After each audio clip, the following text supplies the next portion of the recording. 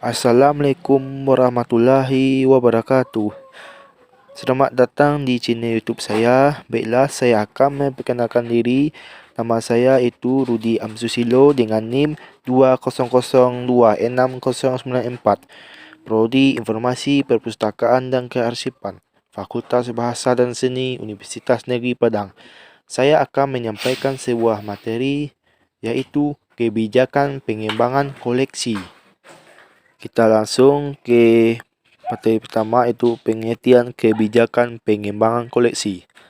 Kebijakan pengembangan koleksi adalah suatu ketentuan yang memuat prinsip untuk mengarahkan cara pengembangan koleksi perpustakaan yang telah disetujui oleh pihak yang bertanggungjawab atas upaya penambahan dan perluasan koleksi di suatu perpustakaan. Mencakup segala aktivitas yang berkaitan dengan perencanaan, pendanaan, pemilihan dan pengadaan bahan pustaka. Kebijakan pengembangan koleksi merupakan prosedur yang mengatur dalam mengalokasikan sumber daya informasi di perpustakaan bertujuan untuk menentukan apa yang harus dikembangkan dan menentukan peningkatan layanan. Azas-azas kebijakan pengembangan koleksi. 1. Kerelevanan. Koleksi pustaka hendaknya relevan dengan aktivitas yang telah diprogramkan oleh perpustakaan sehingga memudahkan pencapaian kinerja perpustakaan yang memuaskan stakeholders. Pustakawan harus bisa mengantisipasi perkembangan yang terjadi pada masyarakat pengguna. 2. Berorientasi kepada kebutuhan pengguna.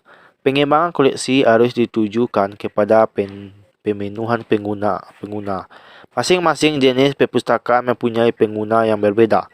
Yang berbeda pula kebutuhan informasinya. Pustakawan harus membaca kebutuhan berbagai kelompok pengguna yang ada dalam populasi yang dilayani perpustakaan.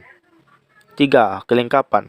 Koleksi perpustakaan hendaknya lengkap dalam arti terkait dengan kebutuhan para pengguna utama perpustakaan, walaupun secara hakiki sudah diketahui bahwa tidak mungkin bagi sebuah perpustakaan dapat memenuhi semua kebutuhan pengguna. Namun demikian, penting bagi pustakawan untuk dapat mendeteksi kebutuhan sehari-hari dari pengguna utama kebutuhan pengguna perpustakaannya, sehingga dapat menjadi perpustakaan andalan para pengguna. Ternyata wajar sebuah perpustakaan akan ditinggalkan oleh penggunanya apabila apa yang dicari pengguna sering tidak diperoleh di perpustakaan itu. 4. Kemutakhiran. Koleksi hendaknya mengikuti perkembangan ilmu pengetahuan dan teknologi mutakhir. Dengan demikian, perpustakaan harus mengadakan dan memperbarui bahan pustaka yang menjadi koleksi. Sejumlah dana rutin diperlukan oleh perpustakaan untuk membeli berbagai bahan pustaka yang sesuai dengan kebutuhan pengguna, yang jumlahnya tidak kecil, mengingat semakin tingginya harga bahan pustaka yang berada di pasaran. Kerjasama. Koleksi perpustakaan sebaiknya merupakan hasil kerjasama semua pihak yang berkepentingan dalam pengembangan koleksi, iaitu antara pustakawan, pembina perpustaka, pimpinan badan induk, tokoh masyarakat, guru, dosen, peneliti, dan berbagai pihak lainnya, tergantung jenis perpustakaannya. Dengan kerjasama yang baik, diharapkan pengembangan koleksi dapat berdaya guna dan berhasil. Dalam melakukan pengembangan koleksi, pustakawan perlu merujuk pada prinsip-prinsip pengembangan koleksi sebagaimana dikemukakan oleh Darmono. Fungsi kebijakan pengembangan koleksi. 1. Fungsi perencanaan. Kebijakan pengembangan koleksi merupakan perencanaan yang mengatur prioritas dalam mengoleksikan berbagai sumber dana setelah lebih dahulu mengenal siapa saja yang akan dilayani perpustakaan, mengetahui bidang ilmu apa yang akan dikembangkan, serta penelitian-penelitian yang akan dilakukan. 2. Fungsi komunikasi internal. Fungsi komunikasi internal perpustakaan perlu berkomunikasi dengan masyarakat sendiri, baik itu pimpinan badan induk, para penyandang dana, staf badan induk sebagai pengguna atau calon pengguna potensial, seperti dosen, mahasiswa, guru, siswa, peneliti, masyarakat, tergantung pada jenis perpustakaannya. Proses pembuatan kebijakan pengembangan koleksi ini memerlukan konsultasi dengan kelompok-kelompok tersebut dan diharapkan kegiatan dialog ini berlangsung secara kontinu. 3. Fungsi komunikasi eksternal. Fungsi komunikasi eksternal perpustakaan perlu memberitahu perpustakaan lain tentang rencana pengembangan koleksinya, termasuk bidang ilmu yang akan dikembangkan. Hal ini penting dilakukan sebagai upaya peningkatan kerjasama antar perpustakaan, saling menginformasikan koleksi berikut rencana pengembangannya, karena selain bertujuan untuk menghindari pemilik koleksi yang sama, juga memungkinkan pengguna perpustakaan mendapat informasi dari sumber bahan pustaka yang lebih luas. Fungsi kebijakan pengembangan koleksi menurut Kalyubi sebagai berikut. 1. Menjelaskan cakupan koleksi yang telah ada dan rencana pengembangan selanjutnya agar diketahui oleh staf perpustakaan, pemakai, administrator, dan Dewan Pembina Perpustakaan.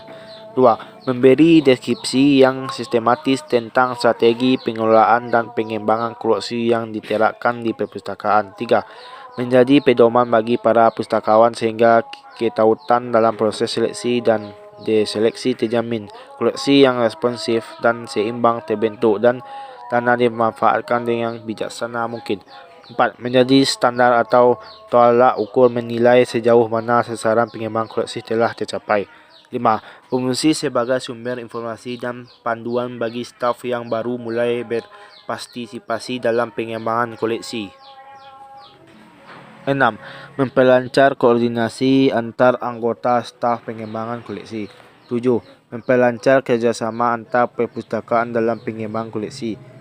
8. Membantu menjaga kontinuitas khususnya apabila koleksi besar serta menjadi kerangka kerja yang memperlancar transisi dari pustakawan lama ke penggantinya. 9. Membantu pustakawan menghadapi pengaduan berkenaan dengan bahan yang telah dideteksi atau ditolak. 10. Mengurangi pengaruh selektor tertentu dan bias atau selera pribadi. 11. Membantu mempertanggungjawabkan alokasi anggaran. Manfaat dan fungsi kebijakan pengembangan koleksi. 1. Membantu memastikan bahawa perpustakaan berkomitmen untuk melayani semua stakeholders baik saat ini ataupun di masa yang akan datang. 2.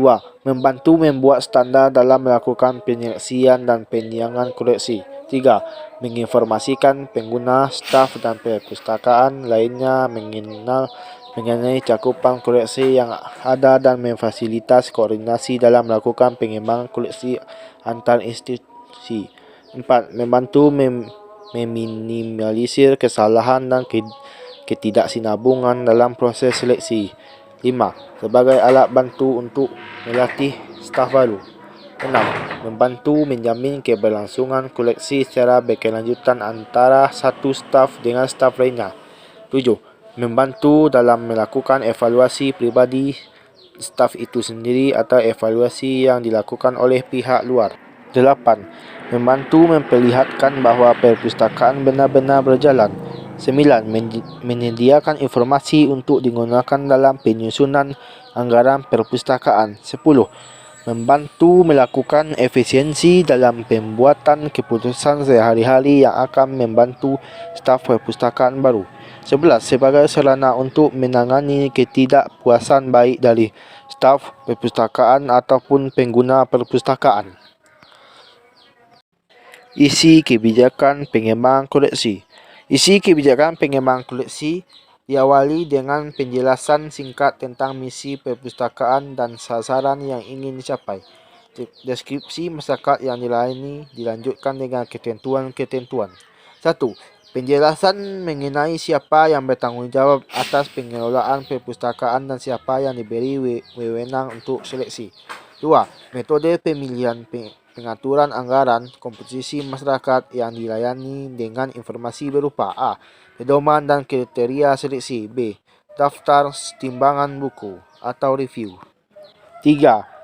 Masalah-masalah khusus didaftarkan dengan detail, misalnya jenis bahan pustaka yang tidak dikoleksi, berapa EKS dari satu judul, penjilidan, penggantian buku dan atau bahan pustaka yang hilang.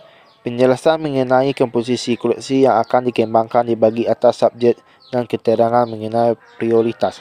4. Menjelaskan mengenai komposisi koleksi yang akan dikembangkan dibagi atas subjek dan keterangan mengenai skala prioritas. 5.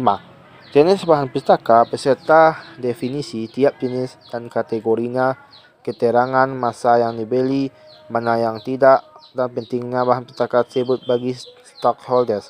6. Hadiah dan cara penanganannya. 7. Pinjam antar perpustakaan, jaringan dan bentuk kerjasama lainnya yang mempengaruhi terhadap perkembangan koleksi. 8. Kriteria dan tata cara penyiangan. 9. Sikap perpustakaan terhadap sensor dan masalah lain yang berkaitan dengan intellectual freedom. Sekian dari materi yang dapat saya sampaikan. Semoga kita mendapatkan ilmu pengetahuan, dan jangan lupa untuk klik tombol like dan subscribe. Terima kasih.